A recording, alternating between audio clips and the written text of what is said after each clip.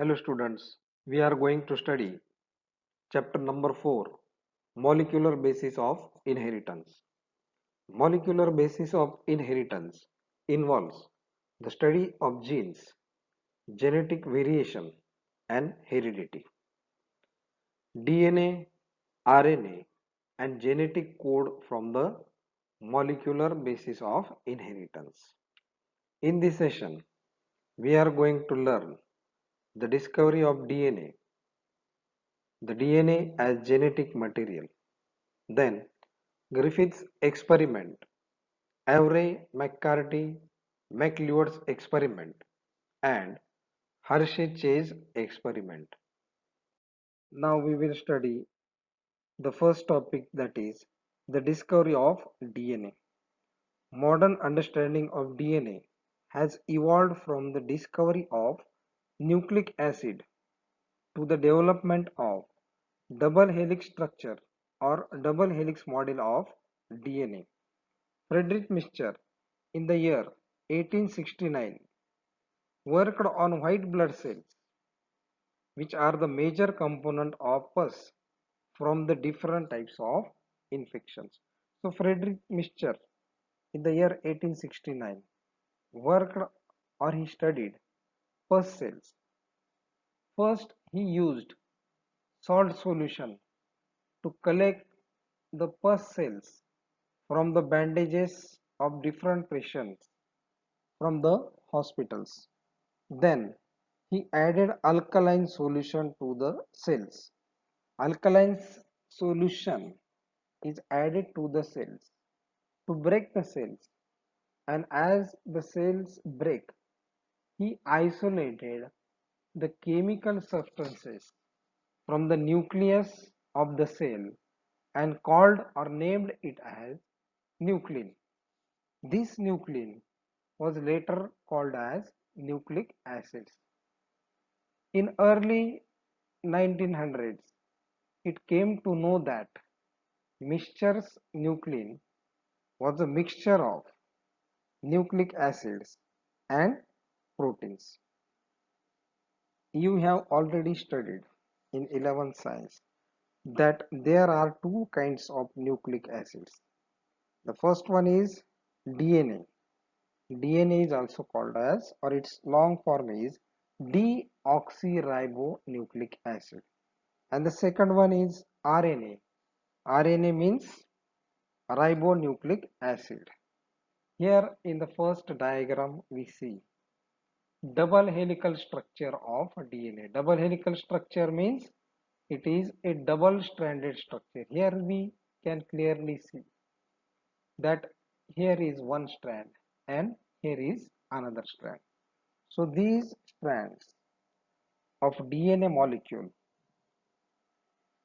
are anti-parallel to each other, or they cross with each other, and DNA is double helical structure, and DNA acts as genetic material in most of the organism. That is, it is transferred from one generation to another generation, and due to the DNA, particular characters are developed in an organism.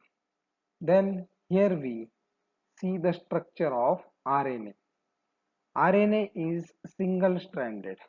Here we can clearly see that RNA is a single stranded structure. Now RNA acts as a genetic material only in some types of viruses. So Friedrich Mischer discovered two types of nucleic acids, and initially these nucleic acids were called as nuclein.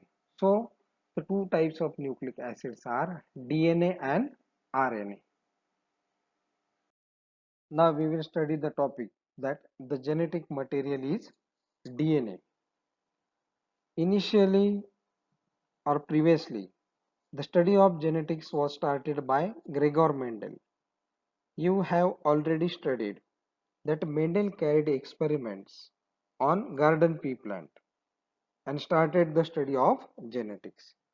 Mendel used different pairs of contrasting characters, or 7 pairs of contrasting characters found in pea plant, to carry out the study of genetics. Hence, Gregor Mendel was called as the father of genetics. The Mendel's factors, which were responsible for inheritance and expression, were later on called as genes. In early 1900s, geneticists knew that genes control inheritance of traits. Now you know that genes are the segments of DNA which are responsible for inheritance and expression of characters.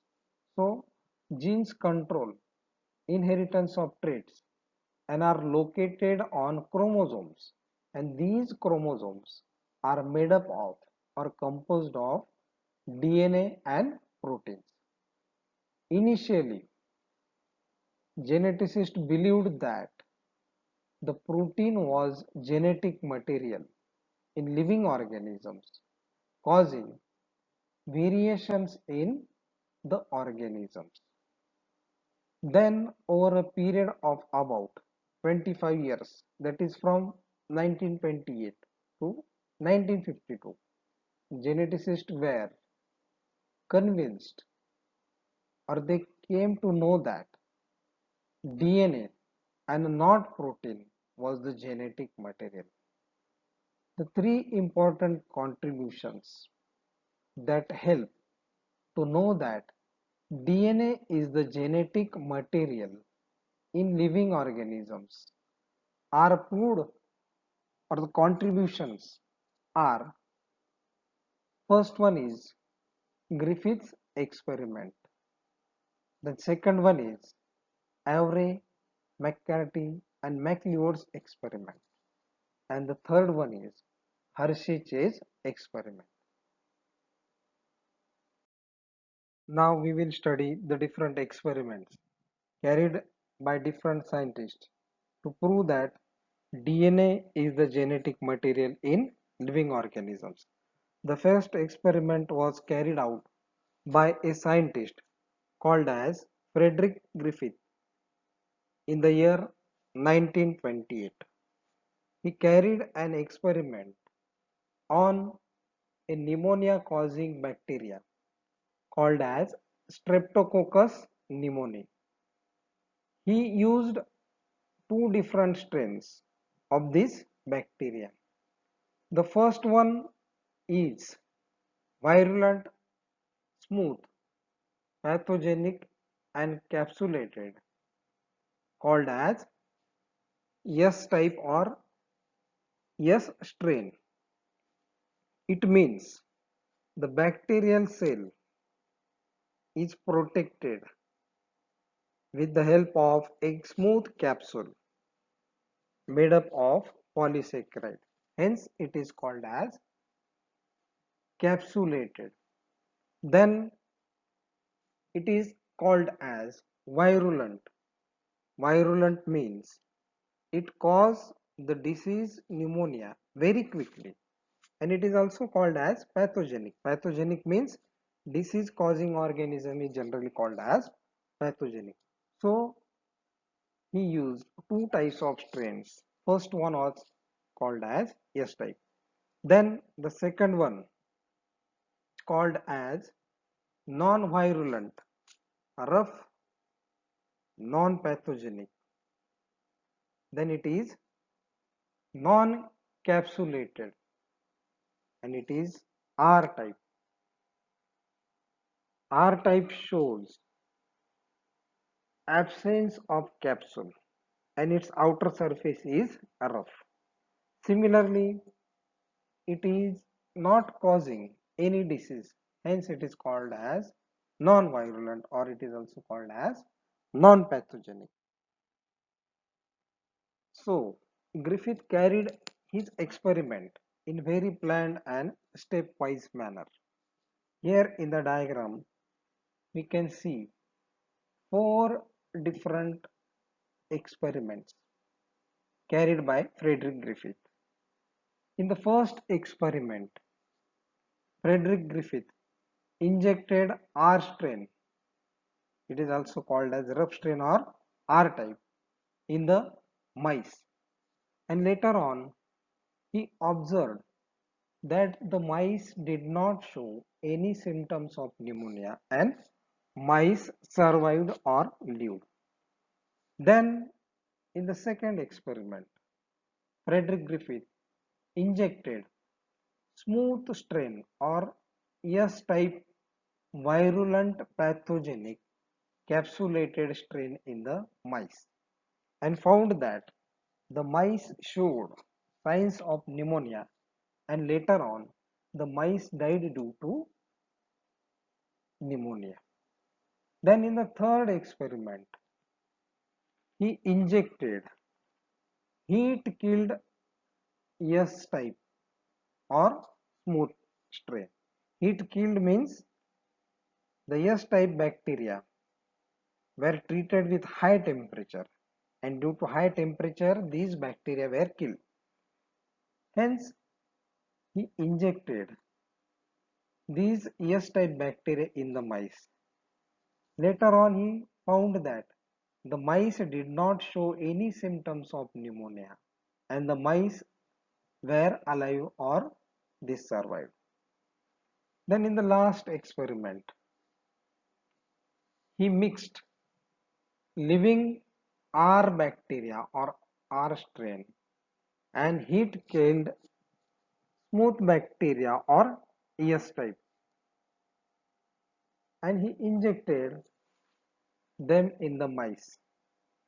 And later on, he found that the mouse or the mice developed pneumonia, and then finally the mice died due to the disease pneumonia.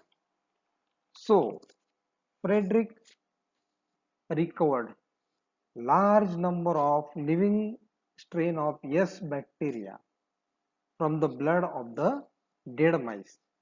From this experiment, he suggested that genetic material from heat-killed S-type bacteria have changed the R-type bacteria into pathogenic S-type. So Griffith concluded that R-type bacteria have taken something, and he called it as transforming principle from the heat-killed yeast bacteria, which allowed the R-type bacteria to change or to get transformed into smooth coated bacterium, which is pathogenic and virulent.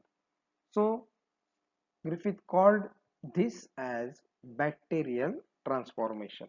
So from this experiment, he concluded that something has been transferred from the S-type bacteria to the R-type bacteria and have changed this R-type bacteria into disease-causing S-type bacteria. Hence, he called it as bacterial transformation. Now, we will study the second experiment called as Avery, McCarty and McLeod's experiment. In the year 1944, three scientists, Avery, McCarty and McLeod of Rockefeller University of New York, carried experiment using R strain and S strain of Streptococcus pneumoniae to inject in mice and proved that DNA is the genetic material. These scientists removed RNA, proteins, and DNA from the S-type bacterial strains and mixed them with R-type of bacteria separately, and finally, after their experiment, they confirmed that only DNA was able to transform harmless, non-pathogenic strain, that is R-type, into deadly, virulent and pathogenic S strains. Here in the chart, we see four different experiments carried by these scientists. In the chart, we see three columns. In the first column, we see the mixture used for the experiment. Then in the second column, we see the observation, and finally, we see the result. In the first experiment, these scientists used living R strain or non-pathogenic R type, and they mixed it with the RNA of S type bacteria and found that these R bacteria remained unchanged as they did not cause disease in the mice. That is, pneumonia was not caused in the mice and the mice survived. Then, in the second experiment, they mixed living R-type bacteria with the proteins separated from S-type of bacteria and found that the R-type bacteria remain unchanged as the mice did not die of pneumonia, or they did not show any symptoms or signs of pneumonia, and finally the mice survived. Then in the third experiment, they mixed living R-type with DNA of S-type and observed that the R-type bacteria or R strain changed into S-type as the mice died due to the deadly disease, that is pneumonia. Then in the final experiment, these scientists mixed the living R strain or R-type bacteria with the DNA of S-type bacteria and added an enzyme called as deoxyribonuclease enzyme. Deoxyribonuclease is an enzyme used to dissolve or digest DNA. Hence, as these deoxyribonuclease enzymes digested the DNA of S-type, the R-type bacteria remained unchanged as the mice did not show any symptoms of pneumonia and the mice survived.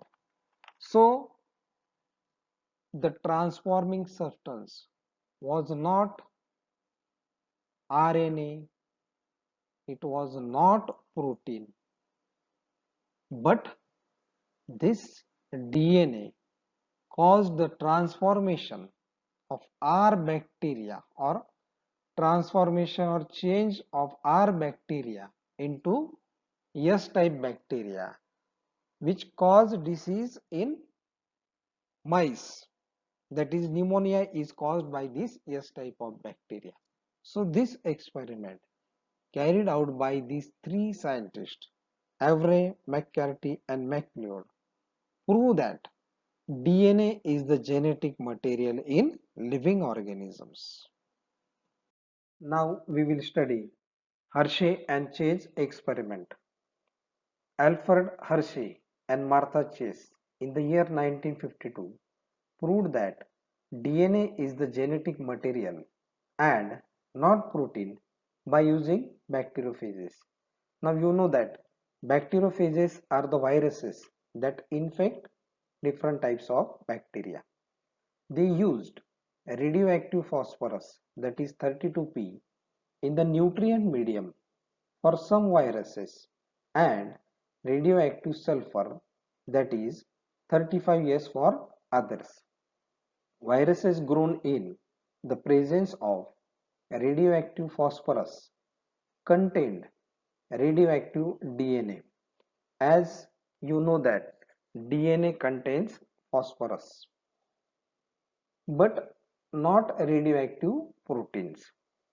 Viruses grown on radioactive sulfur contained radioactive protein but not radioactive DNA. Then the viruses were allowed to infect the bacteria, that is Escherichia coli. Here in the diagram we see the process of the experiment. Here we see a virus. You know that viruses generally become active only inside the host cell. So these viruses which infect the bacteria are called as bacteriophage. Here we see the protein coat, and inside the protein coat of the virus, genetic material, that is DNA, is present.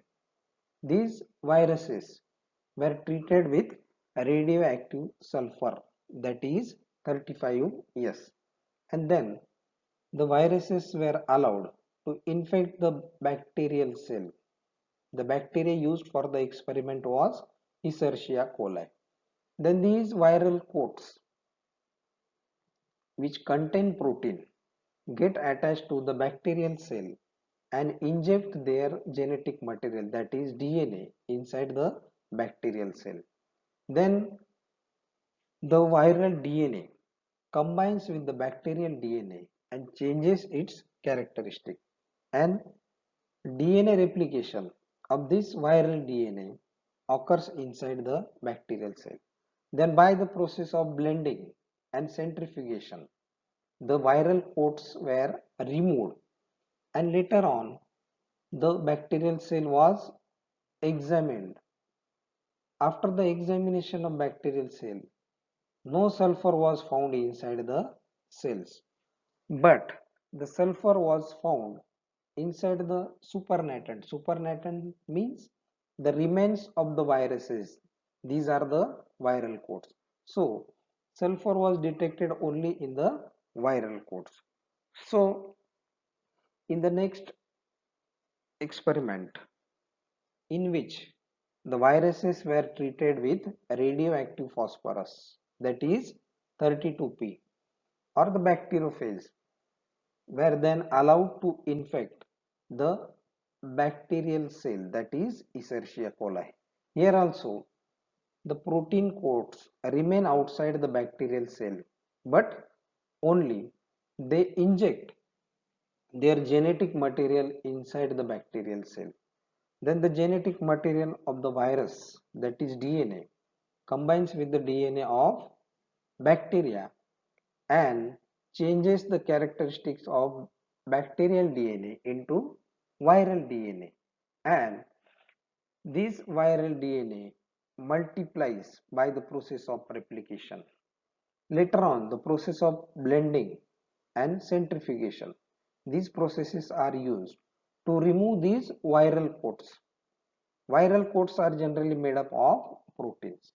Then, after the process of centrifugation, the bacterial cells were examined, and the bacterial cells were found with the radioactive phosphorus, and no phosphorus was detected in the protein coat or the supernatant.